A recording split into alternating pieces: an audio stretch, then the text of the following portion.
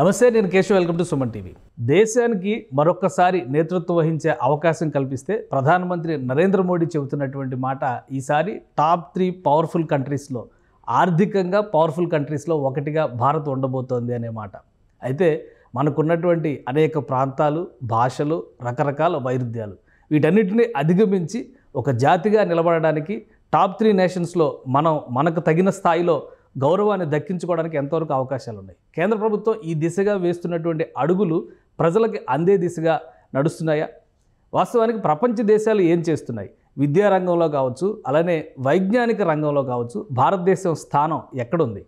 మన విద్యా బోధన విషయంలోనే అనేక అభ్యంతరాలు లేవనెత్తుతున్నటువంటి తరుణంలో ఇప్పుడు ఒక కొత్త సొల్యూషన్, ఒక పరిష్కారాన్ని సూచించేటువంటి ప్రయత్నం జరుగుతుంది. దాని గురించి విశ్లేషించేటువంటి ప్రయత్నం చేద్దాం. మనతో పాటు ఉన్నారు డాక్టర్ బుద్ధా చంద్రశేఖర్ గారు, AICTE national chief coordinating officer, అలానే అనువాదిని అనే ప్రోగ్రామ్కి సిఇఓగా కూడా వ్యవహరిస్తున్నారు. ఇది కేంద్ర ప్రభుత్వ విద్యాశాఖకి సంబంధించినటువంటి, మానవ వనరుల శాఖకి సంబంధించినటువంటి ప్రత్యేక విభాగాలు. ఈ సేవలు చేయడం ద్వారా దేశం మొత్తాన్ని ఒక తాటిపైకి తీసుకొచ్చేటువంటి ప్రయత్నాలు ఎంతవరకు సఫలీకృతం అవుతాయి? ఒకసారి ఆయనతోనే మాట్లాడదాం. ముకుందా జ్యువెలర్స్ తెలంగాణలో మొట్టమొదటి ఫ్యాక్టరీ అవుట్లెట్ మన కొత్తపేటలో ఫిబ్రవరి 14న గొప్ప శుభారంభం. నమస్తే బుద్ధా చంద్రశేఖర్ గారు. ఏంటి ఈ ప్రోగ్రామ్స్ కానీ ఇవన్నీ కూడా టెక్నికల్గా మాట్లాడడానికి చాలా విషయాలు ఇందులో ముడిపడి ఉండొచ్చు, కానీ ప్రధానమంత్రి చెబుతున్నటువంటి మాట మాత్రం ప్రజల మనసుల్ని నేరుగా తాగుతుంది. దేశం పురోగమిస్తుంది, అలానే ప్రపంచ దేశాల్లో టాప్ 3 నేషన్స్లో ఒకటిగా మనం నిలుస్తాం. అసలు ఇది సాధ్యమయ్యేటువంటి లక్ష్యమేనంటారా? ఖచ్చితంగా అండి. ఇప్పుడు మీరు చూసుకుంటే కనుక అభివృద్ధి చెందిన దేశాల్లో ఎకనామికల్ సిటీస్ కొన్ని బ్లాక్స్ ఉంటాయి. ఈ బ్లాక్స్ మీరు 10 సంవత్సరాల క్రితం ఇప్పుడు చూసుకుంటే కనుక చాలా పెరిగాయి. అదేవిధంగా ఒక ఎకనామీ స్టార్ట్ అయింది అంటే ఒక దగ్గర దాని తాలూకా ట్రేడింగ్, దాని తాలూకా వ్యవస్థ, ఇన్ఫ్రాస్ట్రక్చర్, ఇవన్నీ కూడా ఇప్పుడు మనము ఆల్రెడీ దేశంలో దగ్గర 50 నుంచి 60 క్లస్టర్స్ తయారు చేసాం. ఈ 10 సంవత్సరాల్లో జరిగిన క్లస్టర్స్ చాలా ఎక్కువ పెరిగి. సో ఇటువంటి క్లస్టర్స్ అనేవి తయారు చేయడం చాలా ఇంపార్టెంట్ అండి. అందుకే నీతి ఆయోగ్ వాళ్ళు ఏం చేశారంటే ఇటువంటి క్లస్టర్స్ని ఐడెంటిఫై చేసి ఇటువంటి క్లస్టర్ని డెవలప్ చేయడం స్టార్ట్ చేశాం. సో ఈ క్లస్టర్స్ వల్ల ఏం జరుగుతుందంటే పల్లెటూరు నుంచి ప్రజలు సిటీస్కి రావాల్సిన అవసరం లేకుండా సిటీస్ని ఎక్స్పాండ్ చేసుకుంటూ వెళ్తూ పారిశ్రామిక అభివృద్ధి, అదే విధంగా జాబ్ ఆపర్చునిటీస్ ఎలా ఇంక్రీజ్ చేయాలి, ఒక విద్యార్థి తాలూకా స్కిల్స్ ఎలా ఇంప్రూవ్ చేయాలి, అదేవిధంగా ఒక పల్లెటూరులో అగ్రికల్చర్ దీని తాలూకా అవుట్పుట్ ఎలా పెంచాలి. ఎందుకంటే మన దగ్గర క్రాప్ ప్రొడక్షన్లో 45% క్రాప్ ప్రొడక్షన్ వేస్ట్ అయిపోయేది. ఈ లాస్ట్ 9 ఇయర్స్లో మీరు చూసుకుంటే కనుక క్రాప్ ప్రొడక్షన్ వేస్టేజ్ 12%కి తగ్గింది. ఏం చేసాము అంటే గోడౌన్స్ పెంచాం, కోల్డ్ స్టోరేజెస్ పెంచాం. అంటే ఇవన్నీ కూడా ఏంటంటే అగ్రికల్చర్ ఇన్ఫ్రాస్ట్రక్చర్స్.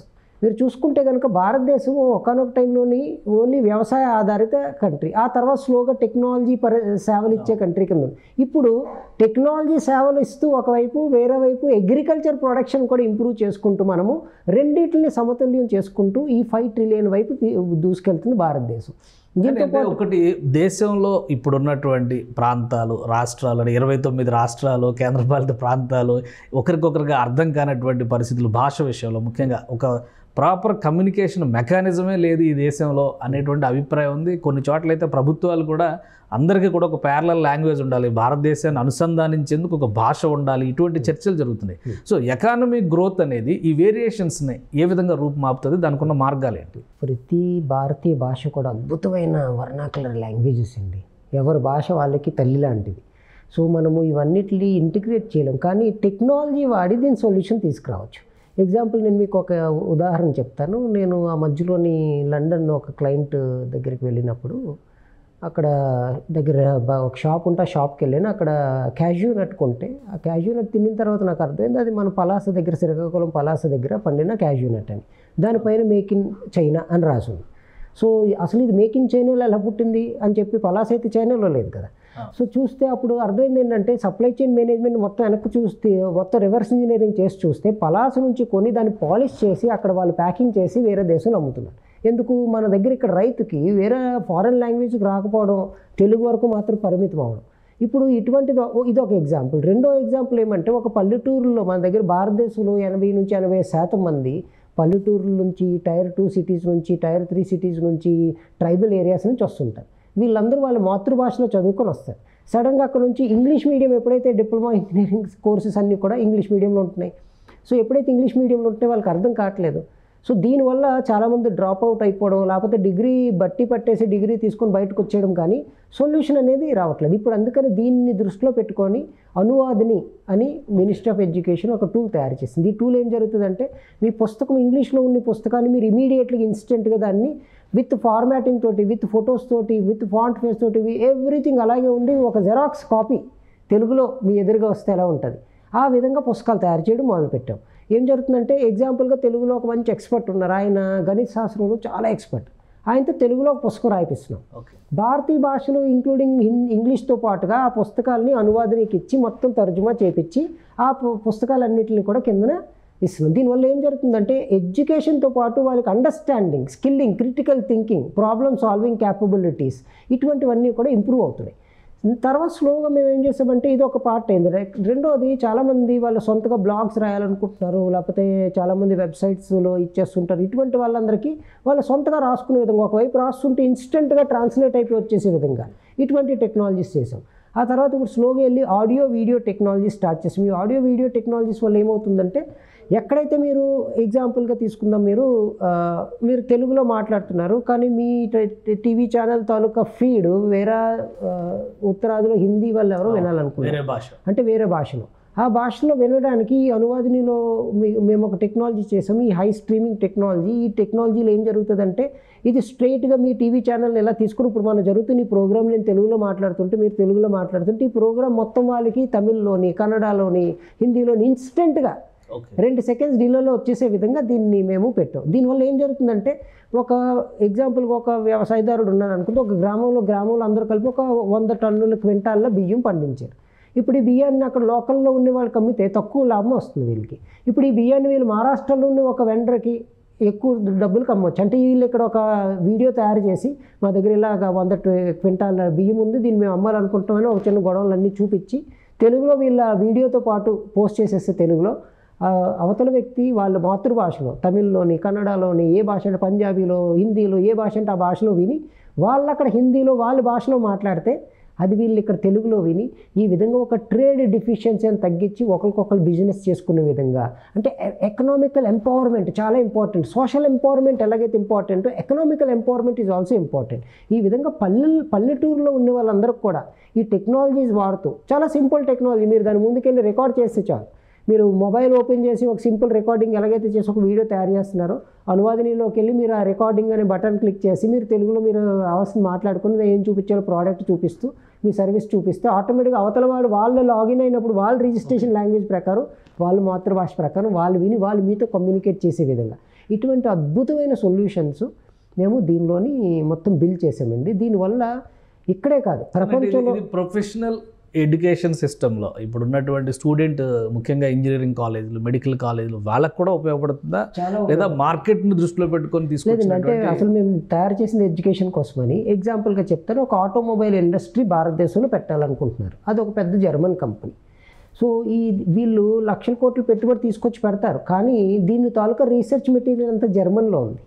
ఇప్పుడు మన పిల్లలు ఎవరైతే ఇక్కడ జాయిన్ అవ్వాలనుకున్నారో వాళ్ళకి జర్మన్ రాదు కదా, వాళ్ళకి మన మాతృభాషలో వచ్చు, లాంగ్వేజెస్ కూడా ఈ టూల్ ద్వారా చేసుకోవచ్చు, ట్రాన్స్లేట్ చేసి. So German language, French language, Spanish, Chinese, Japanese, ఏదైనా లాంగ్వేజ్ దానిలోని ఇంక్లూడింగ్ ఇంగ్లీష్ ఒకవైపు వేసి, నాకు ఇది తెలుగులో కావాలి అంటే మొత్తం అదంతా మెటీరియల్ అంతా ఇన్స్టెంట్గా ట్రాన్స్లేట్ అయిపోయి మీకు తెలుగులో మొత్తం విత్ ఫొటోస్తో పాటు ఎవ్రీథింగ్ విల్ గెట్ ట్రాన్స్లేటెడ్ వచ్చేస్తుంది. ఎగ్జాంపుల్ ఒక ఇమేజ్ ఉందనుకుందాం, ఆ ఇమేజ్ పైన కూడా టెక్స్ట్ ఏదైతే జర్మన్ లాంగ్వేజ్లో వేరే లాంగ్వేజ్లో ఉందో అది మన మాతృభాషలోకి ట్రాన్స్లేట్ అయిపోయి మొత్తం మీ ముందుకి వచ్చేస్తుంది. దీనివల్ల మీరు జర్మన్ నేర్చుకోవాల్సిన అవసరం లేదు, ఆ మొత్తం లాంగ్వేజ్ మీ మాతృభాషలో ఇవన్నీ స్ట్రైట్గా వచ్చేస్తాయి. కానీ ఒకటి అంటే చంద్రశేఖర్ గారు, ఇప్పుడు జరుగుతున్నటువంటి డిస్కషన్స్ ఎక్కువగా ఇంత కష్టపడి ఈ టూల్స్ ఉపయోగించడం కంటే నేరుగా అసలు ప్రైమరీ ఎడ్యుకేషన్ నుంచే ఇంగ్లీష్ నేర్చుకుని ఇంగ్లీష్ మీడియంలోకి వెళ్ళిపోతే ఇవన్నీ చాలా, ఈ నాలెడ్జ్ అంతా కూడా మన కరతల మలకం అంటారు కదా, మన అరచేతిలో ఉండేటువంటి అస్త్రంగా మారే అవకాశం ఉంటుందని అభిప్రాయం ఉంది కదా.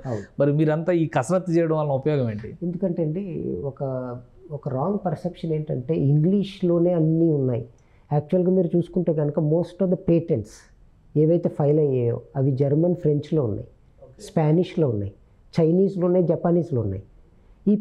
అంటే మెయిన్ మెటీరియల్ ఏదైతే ఒక ప్రోడక్ట్ని తయారు చేయాలో ఈ ప్రపంచంలో దానిలో ఎక్కువ మెటీరియల్ నాన్ ఇంగ్లీష్లో ఉంది.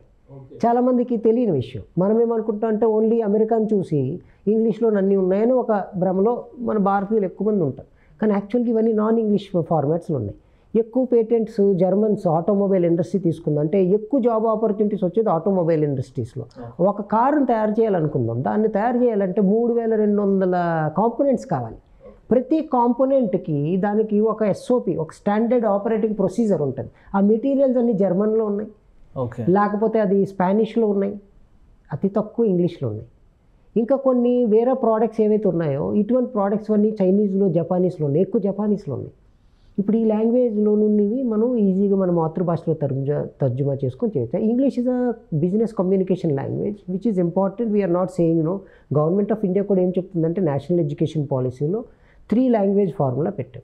అంటే మీ మాతృభాష, ఇంగ్లీషు, ఇంకో లాంగ్వేజ్. మీరు ఈ 3 లాంగ్వేజ్ తీసుకోండి. Any Indian language it's up to you. కానీ ఒక ఫారెన్ లాంగ్వేజ్ కూడా దాంతోపాటు నేర్చుకుంటే మంచిదే. కానీ మీరు అలా నేర్చుకోలేని పక్షులు నేర్చుకున్న ఈ అనువాదిని టూల్ లాంటి టూల్స్ యూస్ చేసి హ్యాపీగా మీరు ఆ మెటీరియల్స్ అన్ని ఇన్స్టెంట్గా ట్రాన్స్లేట్ చేసుకొని మీరు ఎగ్జాంపుల్గా అరబిక్లో ఏదో ఒకటి బ్యాంక్ ఫామ్ ఒకటి ఉందనుకుందాము. ఆ ఫామ్ అలాగ మనకి తెలుగులో డైరెక్ట్గా మీ ఎదురుగా వచ్చేస్తుంది. దీంతో పాటు ఇంకోటి కూడా మేము దీనిలో డెవలప్ చేసాం. చాలా అద్భుతమైన ఇదేంటంటే నిరక్షరాస్యులు ఎవరైతే ఉంటారో అంటే వాళ్ళకి చదవడం రాదు, రాయడం రాదు.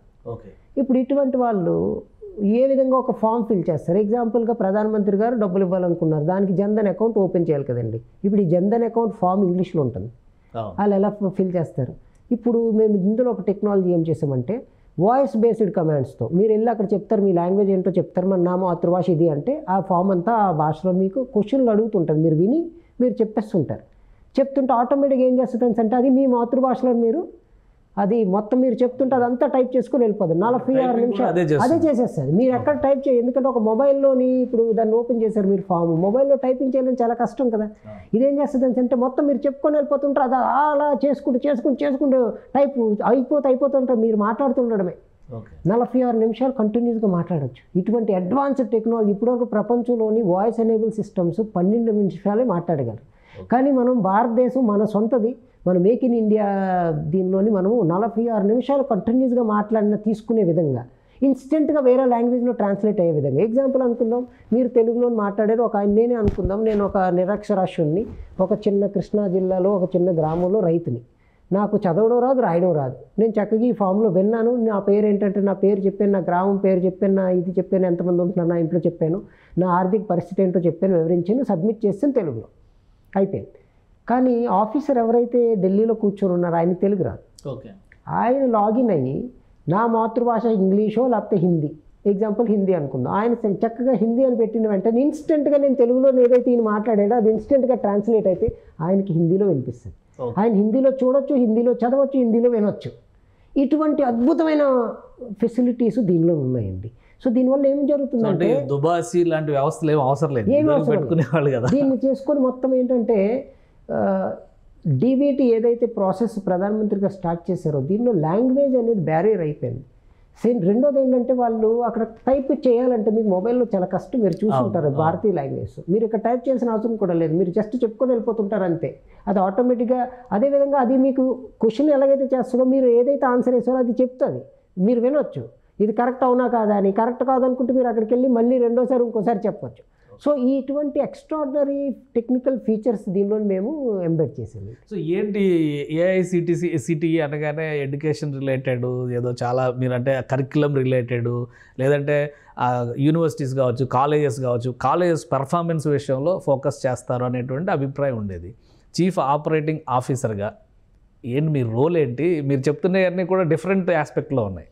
కామన్ మ్యాన్ కనెక్ట్ అవుతున్నాయి, స్టూడెంట్ దగ్గర నుంచి కామన్ మ్యాన్ కనెక్ట్ అవుతుంది. కాబట్టి మీ రోల్ ఏంటి, అసలు ఏ విధంగా దీన్ని డిజైన్ చేశారు, ఎందుకు ఈ కాన్సెప్ట్ డెవలప్ చేశారు? అంటే ప్రధానమంత్రి గారు ఆలోచన సబ్కా సాత్ సబ్కా వికాస్, అంటే అందరినీ కలుపుకొని మనం అభివృద్ధి పదంలోకి దేశాన్ని తీసుకొని వెళ్ళాలి. ఇప్పుడు అందరూ అంటే చాలామంది, అంటే నేను ఒక ఎగ్జాంపుల్ చెప్తాను. ఒక మెకానిక్, ఆటో మెకానిక్ మీరు చూసుంటే కనుక ఆయన దగ్గరికి మీరు వెళ్తే ఎటువంటి బైక్ అయినా ఎటువంటి కార్ అయినా ఆయన రిపేర్ చేయగలరు కదా.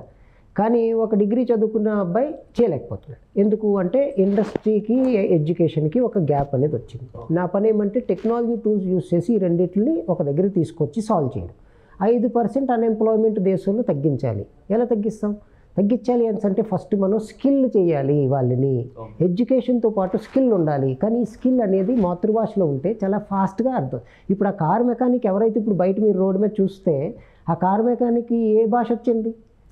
ఆయన మాతృభాష తెలుగులోని హ్యాపీగా ఒక కారుని రిపేర్ చేసేట్లేదా అంటే ఆయన దగ్గర స్కిల్ ఉంది. ఆ స్కిల్ అనేది మనము చదువుతున్న పిల్లలు ఎవరైతే ఉన్నారో కాలేజీలో ఉంటున్నప్పుడే ఆ స్కిల్ అనేది కూడా దానికి జోడిస్తే, అది కూడా మాతృభాషలో జోడిస్తే చాలా ఫాస్ట్గా నేర్చుకుంటారు. ఎందుకంటే చిన్నప్పటి నుంచి మనం ఫస్ట్ పుట్టినప్పుడు మీరు చూసుకుంటే కనుక ఫస్ట్ మీరు ఏం చేయగలరు అంటే ఫస్ట్ మీరు చూసిన వెంటనే కళ్ళు చూడగలరు, వినగలరు, తర్వాత మాట్లాడతారు. సో లాస్ట్ ఇది అంటే మనము ఒక విజువలైజేషన్ ఎవరైనా మనము వినిపించడం అంటే ఒక విషయాన్ని మాతృభాషలో చెప్పగలిగితే, ఒక విషయాన్ని మాతృభాషలో చూపించగలిగితే సింపుల్గా ఈజీగా ఎవరికైనా అర్థమవుతుంది. అందుకే చైనీస్ వాళ్ళు ఏం చేశారంటే బ్రిటిషర్ సిస్టమ్ అని తీసుకోకుండా వాళ్ళు చైనాలోనే మొత్తం వాళ్ళ తాలూకు మెటీరియల్ అంతా పెట్టుకొని ఒక 100 సంవత్సరాలు వెనక్కి వెళ్తే చైనా ఇండియా జీడిపి లెవెల్ ఒకటే ఉండేదండి. ఈరోజు వాళ్ళు ముందుకు వెళ్ళిపోవడానికి కారణం ఏంటంటే వాళ్ళు మాతృభాషలో పెట్టుకున్నారని. దానివల్ల ఏం జరిగిందంటే ప్రతి వాళ్ళు స్కిల్ లెవెల్ అయిపోయారు. అంటే ఏదైనా ఒక విషయాన్ని సింపుల్గా ఈజీగా అర్థం చేసుకోగలిగారు. ఎందుకంటే వేరే లాంగ్వేజ్ నేర్చుకోవాల్సిన అవసరం లేదు. వేరే లాంగ్వేజ్ వల్ల ఇబ్బంది ఏంటో నేను మీకు చెప్తాను. సపోజ్గా నేను నా మాతృభాష తెలుగు, అంటే మా తల్లిదండ్రులు మాట్లాడిన భాష తెలుగు, చిన్నప్పటి నుంచి నా చుట్టుపక్కల అందరూ మాట్లాడిన భాష తెలుగు. నేను ఇప్పుడు ఇంగ్లీష్లోను హిందీలో మాట్లాడాలంటే ఎవరైనా నాతోటి ఇంగ్లీష్లో మాట్లాడితే నేను అది ఫస్ట్ అర్థం చేసుకొని తెలుగులో దాన్ని తర్జుమా చేసుకొని తెలుగులో నేను ఆలోచించి తెలుగులో దాన్ని మళ్ళీ రీఇంటర్ప్రిట్ చేసి దాన్ని ఇంగ్లీష్లోకో హిందీలోకో మార్చి బయటికి చెప్పాలి. ఇన్ని లేయర్లు మధ్యలో ఉన్నాయి. ఈ లేయర్లు ఏమీ లేకుండా మీరు డైరెక్ట్గా అద్భుతంగా మాట్లాడగలిగే భాష మీ మాతృభాష. సో ఈ లేయర్లన్నీ ఒక అభిప్రాయం ఏంటంటే ప్రొఫెషనల్ ఎడ్యుకేషన్ సిస్టంలో ప్రధానంగా మొత్తం సబ్జెక్ట్ అంతా ఇంగ్లీష్లోనే ఉంటుంది. తెలుగులో ఒకవేళ నేర్చుకుని వెళ్తే కూడా స్టూడెంట్ అక్కడ ఇబ్బంది పడుతున్నటువంటి పరిస్థితి ఉంది. కాబట్టి ప్రైమరీ లెవెల్ నుంచి ఇంగ్లీషే అలవాటు చేయండి. అప్పుడు ఆలోచించే విధానం మొత్తం ఇంగ్లీష్ అవుతుంది, లేదా వెస్టర్నైజ్ అవుతుంది, లేదా ఆ కాన్సెప్ట్ని అర్థం చేసుకొని ముందుకు వెళ్తుంది అనేటువంటి ఒక భావజాలం ఈ మధ్యకాలంలో చాలా బలంగా ప్రభుత్వాలు కూడా చెప్తున్నటువంటి పరిస్థితి ఉంది. సో దాన్ని ఎలా మీరు కౌంటర్ చేస్తారు? అంటే కౌంటర్లో చేయట్లేదు. So this is one more alternative approach. ఇప్పుడు ఇంగ్లీష్ అనేది ఇంపార్టెంటే, నేను ఎక్కడ కూడా డిస్కౌంట్ చేయట్లేదు. English is a business language where you can communicate with various countries. I completely agree. ఇంగ్లీష్ని మనం నేర్చుకోవద్దని కూడా అనట్లేదు. ఇంగ్లీష్తో పాటుగా మన భాషలను కూడా సంరక్షించుకుంటే లెర్నింగ్ అనేది చాలా ఫాస్ట్గా జరుగుతుంది. ఎందుకంటే మీ తల్లిగారితో మీరు మాట్లాడిన లాంగ్వేజ్ మీ మెయిన్ లాంగ్వేజ్. సో ఆ లాంగ్వేజ్లోని మీరు ఏమైనా నేర్చుకుంటే చాలా సింపుల్గా ఇచ్చేసుకోవచ్చు. అందుకే ఇప్పుడు అనువాదన యూజ్ చేసి ఇంగ్లీష్ మెటీరియల్ని మీరు ఇంగ్లీష్లో ఒక వైపు ఉంటూ రెండో వైపు తెలుగులో కూడా ఉంటుంది. సో ఈజీగా అయిపోద్ది. ఇది ఇంగ్లీష్లో అర్థం కాలేదనుకోండి, మీరు హ్యాపీ తెలుగులో చదువుకుంటారు. సపోజ్ మీకు ఇంగ్లీష్లో అర్థం చేయకూడలేదు, ఇంగ్లీష్తో పాటు ఇంకొక 2-3 లాంగ్వేజ్లు కూడా నేర్చుకోవడం తప్పేం లేదు. ఎందుకంటే ప్రపంచం మొత్తంలో భారతదేశం నుంచి కోట్ల మంది టీచర్లు, కోట్ల మంది మెకానిక్లు, కోట్ల మంది సివిల్ ఇంజనీర్లు వీళ్ళందరినీ ప్రొడ్యూస్ చేయాలనేది మన ప్రధానమంత్రి గారు ఆలోచన. సో ఇలా చేయాలంటే 40 కోట్ల మంది స్కిల్లబుల్ అవ్వాలి. స్కిల్లింగ్, రీస్కిల్లింగ్, అప్ స్కిల్లింగ్ ఈ 3 తప్పనిసరి జరగాలి. కానీ రీస్కిల్లింగ్, అప్ స్కిల్లింగ్ ఎక్కువ మంది ఆల్రెడీ అంటే చదువు ఆపేసి ఏదో ఒక కారణాల వల్ల ఇలాగ చాలా ట్రేడ్స్లో ఎక్స్పర్ట్స్లో అయిపోయి ఉన్న వాళ్ళు ఉన్నారు. మరి వాళ్ళందరి పరిస్థితి ఏంటి?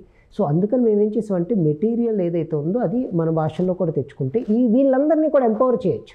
దీంతోపాటు ఇప్పుడు మేము దీన్ని ఒక క్రెడిట్ సిస్టమ్ కూడా స్టార్ట్ చేసాం. ఈ క్రెడిట్ సిస్టమ్ ఏంటంటే నేషనల్ ఎడ్యుకేషన్ పాలసీ ఏం చెప్తుందంటే ఒక అద్భుతమైన ఫ్రేమ్వర్క్ అండి. ఈ ఫ్రేమ్వర్క్లోని ఎడ్యుకేషన్తో పాటుగా స్కిల్లింగ్తో పాటుగా ఇన్నోవేషన్, రీసెర్చ్ ఇవన్నీ కూడా కలిసి ముందుకు తీసుకెళ్ళాలి అనే ఒక ఫ్రేమ్వర్క్ ఈ నేషనల్ ఎడ్యుకేషన్ పాలసీ. ఇందులోని ఎగ్జాంపుల్గా అడల్ట్ ఎడ్యుకేషన్ అని ఉంది. అడల్ట్ ఎడ్యుకేషన్ అంటే ఆల్రెడీ పెద్దవాళ్ళు ఎవరైతే ఉంటారో వాళ్ళకి ఎడ్యుకేషన్. ఇప్పుడు వాళ్ళు ఆల్రెడీ తెలుగు లేకపోతే వాళ్ళని మాతృభాషలో నేర్చుకొని ముందుకు వెళ్ళిపోయారు. ఇప్పుడు వాళ్ళు కొత్త భాష నేర్చుకోవాలంటే ఇబ్బంది కదా. అదే కొత్త భాష నేర్చుకోకుండా మెటీరియల్లే మీ మాతృభాషను ఇస్తే ఆటోమేటిక్గా అయిపోతుంది. ఇప్పుడు ఆ కార్ మెకానిక్ ఇందాక మీకు చెప్పాను, ఆయన బెంజ్ కార్ను కూడా రిపేర్ చేయగలరు. అవును, ఇప్పుడు ఆ కార్ మెకానిక్ ఇందాక చెప్పాను కదా, ఆయననే ఎగ్జాంపుల్ తీసుకుందాం. మళ్ళీ ఆయన రకరకాల కారుని రిపేర్ చేసేస్తున్నాడు. ఆయన 10 సంవత్సరాలు బట్టి ఇందులోని అద్భుతమైన ఎక్స్పర్ట్ అనుకుందాం. కానీ ఆయనకి వేరే లాంగ్వేజెస్ ఏమి రావు. ఆయనకి మేము ఇప్పుడు ఏం చేస్తామంటే ఓకే మీరు ఒక కార్ని రిపేర్ చేయగల సామర్థ్యం ఉంది మీకు అంటే దీనికి ఈక్వలెంట్గా 5 క్రెడిట్లు ఆయనకు అలాగిచ్చి ఈ 5 క్రెడిట్లు ఈక్వలెంట్ ఒక డిప్లొమా అని ఆయనకు ఒక డిప్లొమా ఇస్తాం. ఓకే. ఇప్పుడు ఏమో జరిగింది, ఆయన ఆ డిప్లొమా తీసుకొని విదేశాలకో లేకపోతే మన దేశంలోనూ ఒక కారు కంపెనీలు ఏదైతే పెడుతున్నారో అక్కడికి వెళ్ళి అప్లై చేసుకుని ఆయన ఈరోజు 20,000 30,000 సంపాదించుకుంటే రేపు ₹1,00,000 సంపాదించుకునే అవకాశం ఇస్తున్నాం. అందుకని empowering the citizens are very important. ఇప్పుడు ఇన్ఫ్రాస్ట్రక్చర్ ఒకవైపు డెవలప్ చేస్తూ, ఎకనామీని ఒకవైపు డెవలప్ చేస్తూ, స్కిల్ లెవెల్ ఎప్పుడైతే మన స్టూడెంట్స్ కానీ యూత్ కానీ బిలో 45 years ఎవరు ఉన్నారో వీళ్ళందరినీ మల్టీ స్కిలబుల్ చేసామంటే, మల్టీ లింగ్వల్ చేసామంటే ఒకేసారి దీనిలో అద్భుతమైన ఆపర్చునిటీస్ ఒకేసారి వచ్చే అవకాశం ఉందండి. ఈ దిశగా మేము ముందుకెళ్తాం. చంద్రశేఖర్ గారు, ఇంకొకటి మల్టీ లాంగ్వేజ్ మల్టీ స్కిలబుల్ అనేటువంటి కాన్సెప్ట్ ఇతర దేశాల్లో ఎలా ఉంది? ఎందుకంటే మీరు చైనా ఉదాహరణ చెప్పారు, అలానే జపాన్, సౌత్ కొరియా ఇవన్నీ కూడా మ్యానుఫ్యాక్చరింగ్ ఇండస్ట్రీస్లో చాలా స్ట్రాంగ్గా ఉన్నటువంటి కంట్రీస్. యూరోపియన్ కంట్రీస్ చూస్తే మన దేశంలో ఒక్కొక్క రాష్ట్రం అంత సైజు ఉండేటువంటి దేశాలుగా వాటిని చూడాలి. వాటికి కూడా డిఫరెంట్ లాంగ్వేజెస్ ఉన్నాయి. అలాంటి చోట్ల ఈ మల్టీ లాంగ్వేజ్ సిస్టమ్ అనేది ఎలా ఉంది, అలానే ఈ స్కిల్స్ డెవలప్మెంట్ ప్రాసెస్ అనేది ఎలా జరుగుతుంది? సార్, ఈ అన్ని చోట్ల కూడా integration between education and skill, అదేవిధంగా 3 లాంగ్వేజ్ ఫార్ములా. సో అందుకని మీరు ఇప్పుడు NEP 2020 ఏదైతే ఉందో ఈ నేషనల్ ఎడ్యుకేషన్ పాలసీ, ఇందులోనూ కూడా 3 లాంగ్వేజ్ ఫార్ములా ఇంప్లిమెంట్ చేసాము. స్కిల్ ఎడ్యుకేషన్ ఇంటిగ్రేట్ చేసాము. అలాగే మీరు అబ్జర్వ్ చేస్తే 2014 ముందు స్కిల్ మినిస్ట్రీ లేదు. మన ప్రధానమంత్రి గారు స్కిల్ 40 కోట్ల మందిని స్కిల్ చేయాలి అని చెప్పి స్కిల్ మినిస్ట్రీని పెట్టి, ఇప్పుడు దాని త్రూ మొత్తం స్కిల్ ఇండియా అనే ఒక ఇనిషియేటివ్ తోటి దేశంలో ఉన్న 8th స్టాండర్డ్ ఫెయిల్ అయిన స్టూడెంట్ దగ్గర నుంచి, లేకపోతే 8th స్టాండర్డ్ స్టూడెంట్ దగ్గర నుంచి ప్రతి వాళ్ళకి కూడా స్కిల్లింగ్. మీరు చూస్తే నేషనల్ ఎడ్యుకేషన్ పాలసీలో ఇంకో అద్భుతమైన ఒక ఇదే ఏం పెట్టామంటే, ఎగ్జాంపుల్గా ఒక student 8th standard 9th standard student ఉన్నాడు, ఆయన ఇల్లు కొంచెం దగ్గరలోనే ఉంది. ఆయనకి మీ స్టూడియోలోకి వచ్చి ఇక్కడ ఒక ఎడిటింగ్ ఎలా చేస్తారు, ఒక ఫిల్మింగ్ ఎలా చేస్తారు నేర్చుకోవాలని ఉంది. ఆ స్టూడెంట్ మీ దగ్గరికి వచ్చి ఇక్కడ వొకేషనల్ కోర్స్ కింద ఇంటర్న్షిప్ చేసి ఆయన అవన్నీ కూడా నేర్చుకొని మీ దగ్గర నుంచి ఒక సర్టిఫికేట్ తీసుకొని గవర్నమెంట్కి ప్రొడ్యూస్ చేస్తే ఆయనకి మేము ఒక 2 పాయింట్లు 3 క్రెడిట్ పాయింట్స్ ఇస్తాం. ఇలాగ అవన్నీ ఫ్రేమ్ చేసుకొని ఆయన అవన్నీ కలిపి ఒక డిగ్రీయో ఒక డిప్లొమాకో ఈక్వలెంట్ చేసి ఇది ఇక్కడిక్కడ పలానా చోట ఆయన స్కిల్ అయ్యాడు. ఎందుకంటే మీరు అమెరికాలో కానీ ఉంటుంటే అమెరికాలో ఏం జరుగుతుందంటే, ఏదైనా వస్తువు మీరు కొన్నారనుకోండి, డూ ఇట్ యువర్ సెల్ఫ్ అని వాళ్ళు అన్ప్యాక్ చేసి అవన్నీ ఒక దగ్గర ఇలా కంప్రెస్ చేసి మీకు పంపిస్తారు. మీ పని ఏంటంటే అవన్నిటిని ఇంటిగ్రేట్ చేసుకోవాలి. అంటే మీ దగ్గర బేసిక్ స్కిల్స్ ఉండాలి కదా. అందుకని మీరు చూస్తే అమెరికాలో average education below 10th standard. వాళ్ళు ఇంగ్లీష్ మాట్లాడగలరు కానీ ఎడ్యుకేషన్ సిస్టమ్ చాలా తక్కువ. కానీ స్కిల్ ఇంగ్లీష్ కాబట్టి ఇంగ్లీష్ కానీ ఎడ్యుకేషన్ క్వాలిఫికేషన్ చాలా తక్కువ. మన Chinese Indian students higher education qualification hire qualifications ఉంటారు అమెరికాలో.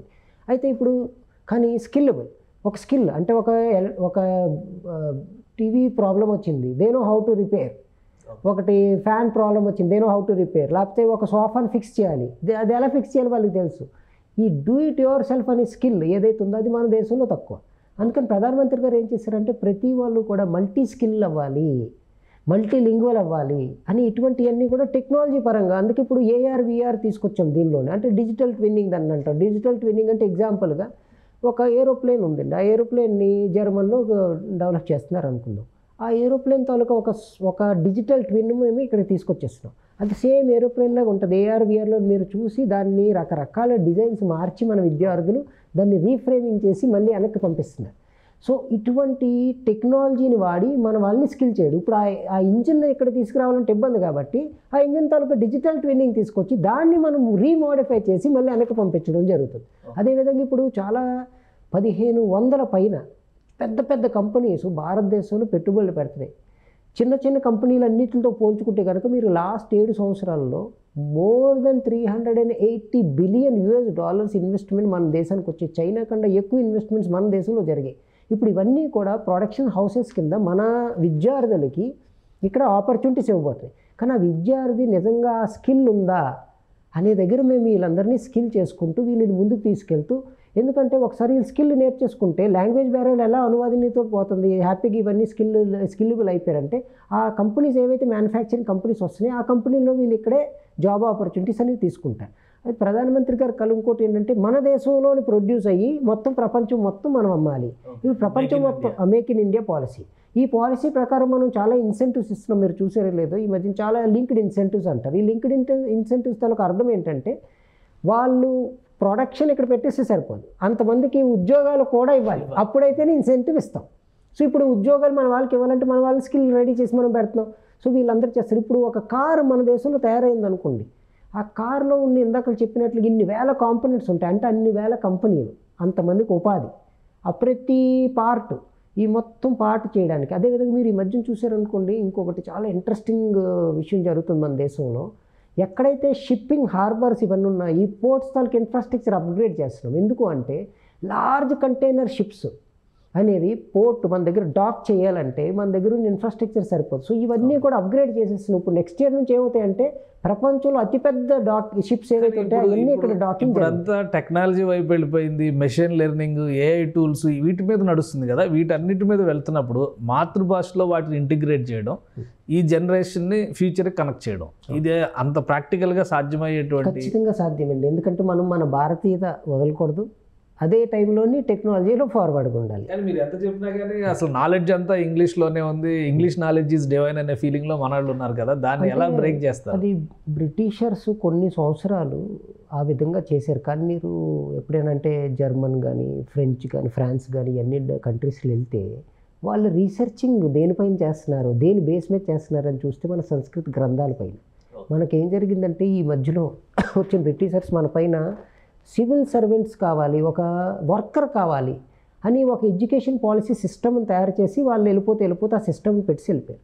ఆ సిస్టంలో ఏమైంది, వాళ్ళకి పనిచేసే కిందన పనిచేసే వ్యక్తులు కావాలి, ఫ్యాక్టరీలో పనిచేసే వ్యక్తులు కావాలి, గుమస్తాలు కావాలి. ఆ సిస్టమ్ మనం అలవాటు పడిపోయాం. యాక్చువల్గా మీరు ప్రపంచం మొత్తంలో చూసుకుంటే కనుక ఈ 15% ఇంగ్లీష్లోని కంటెంట్ కానీ జ్ఞానం కానీ ఉంది. తగ్గినదంతా కూడా వేరియస్ అదర్ వర్నాక్యులర్ లాంగ్వేజ్లు ఉన్నాయి. మన లాంగ్వేజ్లో ఉన్నాయి నాలెడ్జ్ చాలా ఉన్నాయి. మీరు చూసుకుంటే కనుక మన తెలుగు లాంగ్వేజ్లోనే అద్భుతమైన జ్ఞానం ఉంది, మరాఠీ లాంగ్వేజ్లో, తమిళ్ లాంగ్వేజ్లో అద్భుతమైన జ్ఞానం. ఈ జ్ఞానాన్ని మనము నెక్స్ట్ జనరేషన్కి ఇవ్వాల్సిన పరిస్థితి. అదేవిధంగా అదేంటో అర్థం చేసుకుని దాన్ని వేరే భాషల్లో చూపించాల్సిన ఇది కూడా ఉంది. అంటే ఒక బెస్ట్ ఎగ్జాంపుల్ చెప్తాను మీకు. తమిళనాడు తీసుకుందాం మనము. అంటే తమిళనాడే కాదు, లేకపోతే మన ఆంధ్రాలోనే 1000 స్తంభాల గుడి, అది ఒక సైంటిఫిక్ వండర్. అటువంటి వండర్ చాలా కంట్రీస్లో లేదు. మీరు ఇంకొకటి చూసారో లేదో, రాయిని వంచి మన వాళ్ళు ఇలా బెండ్ చేస్తూ ఆర్కిటెక్చర్స్ కట్టారు. మీరు యూరోపియన్ నేషన్స్, అమెరికన్ నేషన్స్లో వెళ్ళి ఎక్కడైనా రాయిని బెండ్ చేసే టెక్నాలజీ చూసారా? అంటే మన పూర్వీకులు అంత గొప్పవాళ్ళు. మనం ఏంటంటే ఆ టెక్నాలజీస్ ఏంటనేది మనం కంప్లీట్గా కనుమరుగు చేసుకొని ఆ టెక్నాలజీస్ అన్ని ఫారినర్స్ ఈరోజు వాడుకుంటున్నారు, మనం వాడట్లేదు. మీరు కావాలి మన చాలా దేవాలయాలకు వెళ్ళి చూస్తే అవి ఇలాగా సాఫ్ట్ కర్వ్లు ఉంటాయి. అసలు సాఫ్ట్ కర్వ్లో ఉండి ఏదైనా స్ట్రక్చర్ మీరు ప్రపంచంలో వేరే ఎక్కడైనా దేశంలో చూపించగలరా? చూపించలేరు. ఎందుకంటే మన దగ్గర ఒక రాయిని మెల్ట్ చేయగలిగే టెక్నాలజీ మన దగ్గర ఉండేది. మన టెక్నాలజీని మనం ఐడెంటిఫై, మన పురాణాల్లోకి వెళ్తే ఇవన్నీ టెక్నాలజీస్ ఉన్నాయి. లేదంటే పురాణాలు అన్నింటిలో కూడా మీరు గుడ్డిగా నమ్మి అన్నట్లే దానిలో నుండి మంచిని తీసుకుందాం, దాన్ని మనం నెక్స్ట్ జనరేషన్ తీసుకెళ్దాం. అదేవిధంగా కొత్తగా టెక్నాలజీస్ ఏవస్తున్నాయి అవన్నీ తీసుకుని ముందుకెళ్తాం. ఎగ్జాంపుల్ మాయాబజార్ సినిమా మనం చూసాం మన చిన్నప్పుడు. అందులో చూసారు ఒక పేటికలా ఓపెన్ చేసి రాకుమారుడు ఎక్కడ ఉన్నాడని ఇక్కడ చూపిస్తుంటాడు. Nothing but video calling. So ఈ టెక్నాలజీ అప్పుడు వాళ్ళ దగ్గర ఎక్కడ ఉందండి? అంటే మన దగ్గర ఈ టెక్నాలజీస్ అన్ని పుష్పక విమానం ఎగ్జాంపుల్గా మీరు పాత పురాణ గ్రంథాల్లో చూసుకుంటే కనుక ఆ విమానాల తాలూకా స్ట్రక్చర్స్ అన్ని గీస్ ఉన్నాయి దానిలో. సో నేనేమంటే these all are inspirations to understand that we have a better culture in our country. మన భారతదేశంలో అద్భుతమైన కల్చర్స్, అద్భుతమైన మేధావులు, అద్భుతమైన మేధాశక్తితో తయారు చేసిన ఎన్నో రకాల ప్రయోగాలు చేసిన ఇవన్నీ ఉన్నాయి. ఏఐ ఏజ్లో కంపీట్ అవ్వాలంటే ఇవన్నీ స్టడీ చేస్తే మనకి చాలా బ్రెయిన్ ఇంకా ఓపెన్ అయ్యింది అంటారా? ఖచ్చితంగా. ఎందుకంటే మన భారతీయ భాషల్లో ఉన్న ఒక గొప్పతనం ఏంటంటే మీ లెఫ్ట్ బ్రెయిన్, రైట్ బ్రెయిన్ రెండింటిని కూడా ఎనర్జైజ్ చేయగలిగే భాషలు భారతీయ భాషలు. అందుకే మీరు చూసారో లేదో ఉదయం 3-3:30 గంటలకు లేచి చాలామంది సంస్కృతంలో చాలా పదాలు ఇచ్చేస్తుంటారు. ఎందుకంటే ఆ టైంలో గాడ్ టైం అంటారు. అది ఆ టైంలో ఏం జరుగుతుందంటే ఒక కాస్మిక్ ఎనర్జీ మీ రైట్ లెఫ్ట్ బ్రెయిన్ని రెండింటిని కనెక్ట్ చేయగల శక్తి ఆ టైంలో ఉంటుంది. ఆ టైంలో మీరు ఎప్పుడైతే ఇటువంటి హై ఫ్రీక్వెన్సీస్ ఏదైతే అంటారో గాడ్ ఫ్రీక్వెన్సీస్ అంటారు, ఇట్లా ఆ ఉచ్చారం చేశారో ఈ రెండు కనెక్ట్ అవుతాయి, ఇంటర్ కనెక్ట్ అవుతాయి, మీ మేధాశక్తి భయంకరంగా పెరుగుతుంది. ఇటువంటి పద్ధతులు ఎక్కడ వేరే దేశాల్లో లేవండి. ఇంకోటి ఏంటంటే ఆ దేశంలో అసలు సూర్యుడే ఉదయించడు, చాలా దగ్గర సూర్యుడు కనిపించిన పరిస్థితి. సో మన దగ్గర ఇక్కడ ఏంటంటే సూర్యకిరణాలు కూడా మీ పైన పడతాయి కాబట్టి మీ బాడీ ప్రాపర్ వేలో ఎనర్జైజ్ అవుతుంది. సో ఇటువంటి ఎనర్జీ అంటే మీరు అనుకోవచ్చు ఇదంతా మేబీ సైంటిఫిక్గా కరెక్ట్ కాదేమో, కానీ మీరు ప్రయోగించి చూడండి మీకు తెలుస్తుంది. ఎందుకంటే మనము ఈ technologies, these are technologies, it has nothing to do with Hindutva or anything. ఈ టెక్నికల్ ఇన్నోవేషన్స్ పూర్వీకులు ఆల్రెడీ చేసి మన రైట్ లెఫ్ట్ బ్రెయిన్ని రెండింటిని ఎంపవర్ చేసి రెండింటిని ఇంటర్కనెక్ట్ అయ్యే విధంగా చేశారు. అందుకే మీరు అబ్జర్వ్ చేశారు లేదు, భారతీయుడు ఎక్కడికి వెళ్ళినా బతికేయగలడు, ఎటువంటి పరిస్థితుల్లోనూ బతికేయగలడు. ఎందుకు అంటే ఆయన బ్రెయిన్ ఆల్రెడీ 10,000 20,000 సంవత్సరాల నుంచి మన పూర్వీకుల నుంచి వైరింగ్ అయిపోయి వచ్చింది. ఇది అద్భుతమైన శక్తి ఉంది బ్రెయిన్ మంది. ఈ బ్రెయిన్ ఏం చేస్తుంది అంటే ఎక్కడికి వెళ్ళినా ఏ ప్రాబ్లం వచ్చినా దాని ప్రాబ్లం తాలూకా సొల్యూషన్ కనిపెట్టగలిగే బ్రెయిన్ భారతీయులు బ్రెయిన్. అందుకని మీరు జర్మన్ యూనివర్సిటీస్లో, ఫ్రాన్స్ యూనివర్సిటీలో, స్పానిష్ యూనివర్సిటీలో చూస్తే వాళ్ళు మన గ్రంథాలు ఏవైతే సంస్కృతంలో రాశారో ఆ గ్రంథాలన్నీ తీసుకెళ్ళి వాళ్ళ భాషలో తర్జుమా చేసుకుని దాన్ని టెక్నాలజీ కింద అక్కడ నేర్పిస్తున్నారు. ఓకే, ఇంకొకటి ఇప్పుడు ఉన్న యూనివర్సిటీస్ మనం చూసి ఇప్పుడు హైదరాబాద్లో ఉన్నాం, నిజాం ఉస్మానియా యూనివర్సిటీకి సంబంధించి నిజాం రాజ్యంలో కూడా ఉర్దూ ట్రాన్స్లేషన్తోనే బోధన జరగాలి అనేటువంటి అనువాదం చేసి మరీ బోధన చేసినటువంటి వ్యవస్థ. ఇప్పుడు మీరు ఆ సమస్యను చాలా వరకు పరిష్కరించేశారు అనువాదినితో. సో ఫ్యూచర్ జనరేషన్స్కి నేషనల్ ఎడ్యుకేషన్ పాలసీని అమలు చేయాలంటే ఈ అనువాదిని లాంటి ప్రక్రియలు ఉపయోగించడం, మెషిన్ లెర్నింగ్ లాంటి ప్రాసెస్లు, ఇప్పుడు అడ్వాన్స్డ్ టెక్నిక్స్లో వాళ్ళని ఇన్వాల్వ్ చేయడం, వీటిని ఇంటిగ్రేట్ చేయడంలో కేంద్ర ప్రభుత్వం ఎలాంటి జాగ్రత్తలు తీసుకోబోతుంది? మేము దగ్గర 5 లక్షల మంది స్టూడెంట్స్ని ఆర్టిఫిషియల్ ఇంటెలిజెన్స్ పైన, సైబర్ సెక్యూరిటీ పైన, ఇటువంటి ఎమర్జింగ్ టెక్నాలజీస్ ఏమున్నాయో అవన్నీ కూడా స్కిల్లింగ్, అప్స్కిల్లింగ్, రీస్కిల్లింగ్ చేస్తున్నామండి. దీనివల్ల చాలా లాభాలు ఉన్నాయి. ఒక లాభం ఏంటంటే ఎక్కడైతే జాబ్ ఆపర్చునిటీస్ ఉన్నాయో ఆ టెక్నాలజీస్ అన్నీ మన మాతృభాషలో సింపుల్గా అర్థమయ్యే విధంగా వాళ్ళకి నేర్పిస్తున్నాం. దీనివల్ల వాళ్ళు స్టార్ట్ చేశారు ప్రోగ్రామ్స్ సొంతగా రాయడం. స్టార్టప్ ఇండియా, స్కిల్ ఇండియా, ఇవన్నీ ఇనిషియేటివ్స్ ఏం చేస్తున్నాయి అంటే ప్రతి స్టూడెంట్ని ఎంకరేజ్ చేస్తున్నాయి. అంటే మేము 5 లక్షలు 10 లక్షల రూపాయలు వాళ్ళకి పిల్లలకి మీరు సొంతగా కంపెనీలు పెట్టండి మీరు కాలేజీలో ఉన్నప్పుడే అని చెప్పి యుక్తి అని ఒక ఇది పెట్టాం. అంటే కాలేజీలో నుండి ఇన్ఫ్రాస్ట్రక్చర్ని యూజ్ చేసుకుంటూ కాలేజ్ వాళ్ళని కూడా దానిలో ఇన్వాల్వ్ చేసి ఒక స్టూడెంట్ కాలేజీలో ఉన్నప్పుడు ఒక కంపెనీ స్టార్ట్ చేసేయచ్చు. ఆయన విద్యార్థే కానీ ఒక కంపెనీ ఓనర్.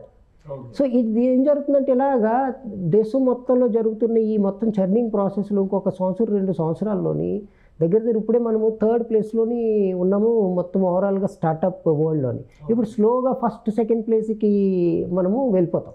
అంటే ఇటువంటి ఆపర్చునిటీస్ అన్నీ కూడా మేము అక్కడ వాళ్ళకి ఇస్తున్నాము. ఇప్పుడు భాష అనేది కూడా దీనిలో తీసేస్తున్నాం కాబట్టి ఏ లాంగ్వేజ్ టు ఏ లాంగ్వేజ్ అయినా ఈజీగా అయిపోతుంది. దీంతోపాటుగా ఈ మధ్యన మేము కొన్ని యువ సంగమం అని పెట్టాం. అంటే ఎగ్జాంపుల్గా నార్త్ ఈస్ట్లో ఒక అబ్బాయి చదువుతున్నాడు అనుకుందాం, ఆయన ఏ రోజు సౌత్ ఇండియా రాలేదు. ఆయనకి ఇక్కడికి వచ్చి అసలు సౌత్లో ఎటువంటి ఫ్యాక్టరీస్ ఉన్నాయి, ఎలా ఉన్నారు, ఇక్కడ ఉన్న వాళ్ళతోటి వాళ్ళకి ఫ్రెండ్షిప్, స్టూడెంట్ ఎక్స్చేంజ్ ప్రోగ్రామ్ లాంటి. ఇక దేశం మొత్తం అందరూ వెళ్తున్నారండి. ఒక అద్భుతమైన ప్రోగ్రామ్. అంటే ఇవన్నీ ఫ్రూట్ఫుల్ అవడానికి ఎంత సమయం పట్టుద్ది? ఎందుకు నరేంద్ర మోడీ గారు ఈ టర్మ్ మేము అధికారంలోకి వస్తే నంబర్ 3 ఆల్రెడీ ఇప్పుడు 5th పొజిషన్ ఎకానమీ స్టేటస్లో ఇండియా 5th పొజిషన్కి వచ్చింది. ఏ బ్రిటన్ నుంచి అయితే స్వాతంత్రం తీసుకున్నా ఆ బ్రిటన్ని వెనక్కి నెట్టి 5వ ప్లేస్కి వచ్చి నిజంగా ఇది ప్రతి భారతీయుడు గర్వపడేటువంటి సందర్భం. ఏ ధీమాతో ఆయన ఇంకొక టర్మ్ అవకాశం వస్తే నంబర్ 3లో ఉంటాం, అంటే టాప్ 3లో, వెదర్ ఇట్ ఈస్ 2 or 1 ఏదైనా కావచ్చు, ఖచ్చితంగా, బట్ 3rd పొజిషన్ అయినా అవ్వచ్చు. సో ఆయన ఏ కాన్ఫిడెన్స్తో అంటున్నారు ఈ ఎడ్యుకేషన్ సిస్టంలో వచ్చిన 3rd పొజిషన్కి నేను ఎప్పుడు ఇచ్చాను మీకు 100 మీటర్స్ రేస్లో ఎవరు గెలిచారంటే హుస్సేన్ బోల్ట్ అని మీరు చెప్తారు. సెకండ్ ఎవరు వచ్చారు, థర్డ్ ఎవరు వచ్చారు ఎవరికి తెలియదు.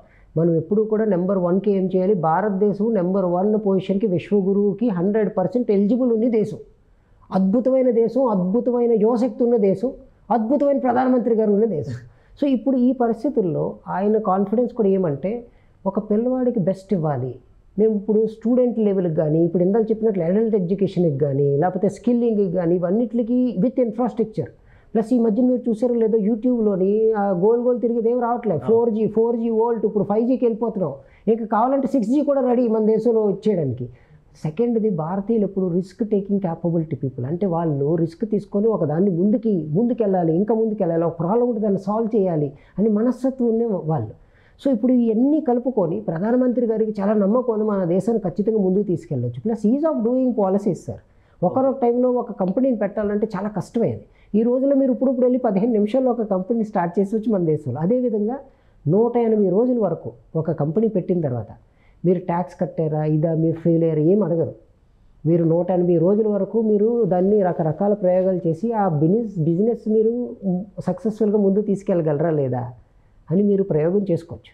160 రోజుల తర్వాత అంటే 6 నెలల తర్వాత మీరు డిసిజన్ తీసుకుని నేను ఈ బిజినెస్ చేయాలనుకుంటున్నాను, అప్పుడు మీరు దీన్ని ముందుకు తీసుకెళ్లే విధంగా వెసులుబాటు ఇచ్చారు. ఈలోగా మీరు అనుకోకండి ఏదో ఫెయిల్ అయ్యారు అనుకోండి, ఇట్స్ ఓకే, గవర్నమెంట్ ఏమీ మీరు దీనిపైన ట్యాక్స్ కట్టండి దానిపైన ట్యాక్స్ వేయవాలి. అలాగే స్టార్టప్స్ ఏవైతే పెట్టారో అన్నింటికి కూడా గవర్నమెంట్లో ఏవైతే ప్రాజెక్ట్స్ ఉన్నాయో అందులో హై ప్రిఫరెన్స్ ఇవ్వడం మొదలుపెట్టారు. మన భారతీయ కంపెనీస్కి ఎగ్జాంపుల్కి ఎడ్యుటెక్ కంపెనీస్ ఎన్ని ఉన్నాయో, నేను నీట్ అని ఒక ఇనిషియేటివ్ ఉంటుంది, అందులో మొత్తం మన భారతదేశానికి చెందిన ఎడ్యుటెక్ కంపెనీస్ ఎన్ని ఉన్నాయో అన్ని కంపెనీస్కి ప్రపంచం మొత్తంలో కూడా ఈ సర్వీసెస్ ఈ ప్రోడక్ట్స్ మేము అమ్మడం మొదలుపెట్టాం. దీనివల్ల ఏం జరుగుతుంది, ఇక్కడ ఇంకా ఎంప్లాయ్మెంట్ పెరుగుతుంది, ఇంకా వీళ్ళు ఇలాగ సేల్ చేస్తూ ఉంటారు, ఇంకా ఇక్కడ కింద ఎంప్లాయ్మెంట్ పెరుగుతూ ఉంటుంది. ఇటువంటి ఆపర్చునిటీస్ అన్నీ కూడా దీనిలోని మనం తీసుకొని వస్తున్నామండి. Next R&D. ఇప్పటివరకు పేటెంటింగ్ అనే దగ్గర మనం చాలా వీక్గా ఉండేవారు. మన భారతదేశంలో 2014 వరకు 1.2% పేటెంట్ చేసేవారు జనాలు. ఓవరాల్ పేటెంటింగ్ 100% సిస్టమ్ తీసుకుంటే, కానీ ఇదే విద్యార్థి అమెరికా వెళ్తే అక్కడ పేటెంట్ చేస్తే మన ఇండియన్ స్టూడెంటే. ఇప్పుడు మనం అందుకే ఇక్కడ కపీలా అని చెప్పి మేము ఒక ఇనిషియేటివ్ స్టార్ట్ చేసి, ఒక స్టూడెంట్ కాలేజీలో ఉన్నప్పుడు ఏమైనా కనిపెట్టాడంటే దాన్ని పేటెంటింగ్ చేయాలంటే నార్మల్గా 20,000 రూపాయలు కట్టాలి.